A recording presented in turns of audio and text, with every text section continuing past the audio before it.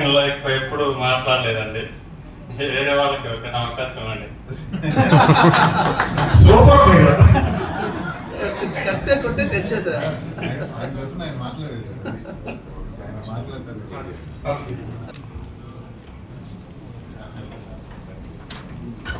నమస్కారం అండి.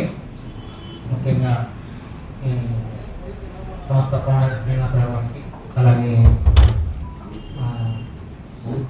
ప్రశాంత్ గారికి, శ్రీరాజు గారికి, అలాగే డాక్టర్ గారికి, ముఖేష్ గారికి, పేదలందరికీ, అలాగే రోహిత్ గారికి, ముఖ్యంగా ఖమ్మం జిల్లా టీము నాయకత్వమైనటువంటి శ్రీనివాసరావు గారికి, శ్రీరాజు గారికి, రమేష్ గారికి, స్వర్ణ సుబ్బారావు గారు, మా టీంలో ఉన్నటువంటి నేను ముఖ్య పాత్ర వహించినటువంటి పెద్దలందరికీ కూడా నమస్కారం అండి. నాకు ఈ రంగంలో ఎలాంటి అనుభవం లేదండి. నేను ఒక రైతు బిడ్డని. ఈ సార్ చెప్పినటువంటి మొత్తం నాకు నేను కూడా ఇందులో ముందుండి ముందుకు తీసుకెళ్ళాలని అనుకున్నానండి. మా టీము స్వర్ణ సుబ్బారావు గారు, రామకాంత్ గారు మాకు మంచి సపోర్ట్ ఇచ్చి టీంని ముందుకు తీసుకోవడానికి చాలా కృషి చేస్తున్నామండి. నేను కొండజల్ల మండల ప్రాంతాన్ని చూస్తున్నామండి. అలాగే జిల్లా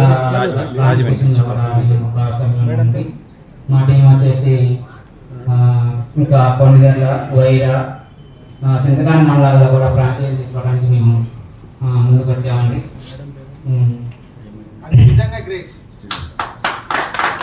ఒక చోట తీసుకోవడం అవకాశం ఉంటే మిగతా చోట్ల కూడా ఆగిపోయి చేసుకున్నాము అని.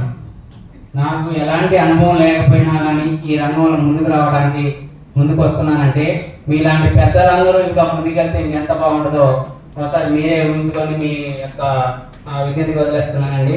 ఇలాంటి అనుభవం లేకున్నా కానీ ముందుకు రావాలని ఎందుకు వెళ్తున్నానంటే ఈ ప్లాట్ఫామ్లో నాలాంటి వాళ్ళని కూడా సార్ లాంటి పెద్ద స్థాయి తీసుకెళ్ళడానికి ప్రయత్నం చేస్తున్నారు కాబట్టి నేను కూడా నాలాంటి వాళ్ళు నాకంటే చిన్న స్థాయిలో ఉన్నాను కూడా ముందు రావాలనే ఉద్దేశంతో నా ఆకాంక్ష అండి. ఈ ఆకాంక్షతో నేను ఈ రీల్పూన్లోకి వచ్చానండి.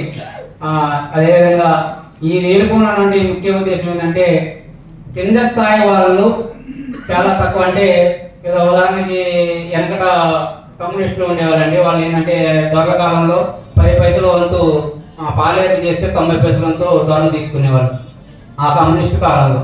ఇప్పుడు ఉన్నాడంటే శ్రీనివాసరావు గారు కూడా ఒక విప్లవం తీసుకొచ్చారండి.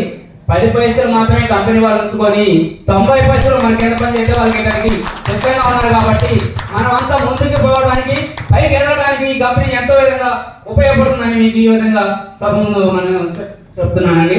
Thank you. సూపర్. మీ సంతోషం ఏదైతే ఉందో మీ టోన్ లో చివరిలో కనపడదండి, అది రియాలిటీ. సూపర్.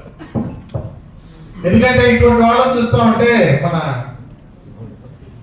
మహేష్ బాబు గారి డైలాగ్ గుర్తుకొస్తుంది. ఏంటది? ఎప్పుడు వచ్చారా అన్నయ్య, బుల్లెట్ దిగిందా లేదా? ఇది కరెక్ట్. అయితే ఇక్కడ మీకు ఇందాక మన ప్రశాంత్ రాయ్ గారు చెప్పినట్టు కానీ, శ్రీనివాస్ నాయుడు గారు చెప్పినట్టు కానీ, ఈ రియల్ బుక్ తో మేము అశ్వమేధ యాగం స్టార్ట్ చేసామండి. ఎంతమందికి తెలుసు అశ్వమేధ యాగం అంటే? తెలుసా? ఏం లేదు, గుర్రానికి మెళ్ళలో బోర్డు కట్టి ఎంత దూరం నడిస్తారు అంత మందే.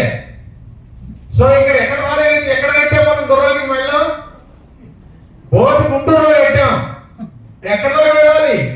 కన్యాకుమారి వరకు, కాశ్మీర్ వరకు, ఈస్ట్ వెస్ట్ నార్త్ ఏదైనా సరే, ఎక్కడికి వెళ్ళినా సరే మీ అందరి ఈ చిరునవ్వే ఖచ్చితంగా ఈ అశ్వమేధ యాగాన్ని సక్సెస్ చేస్తున్నదనేది మా అందరి ఆశ, ఆకాంక్ష.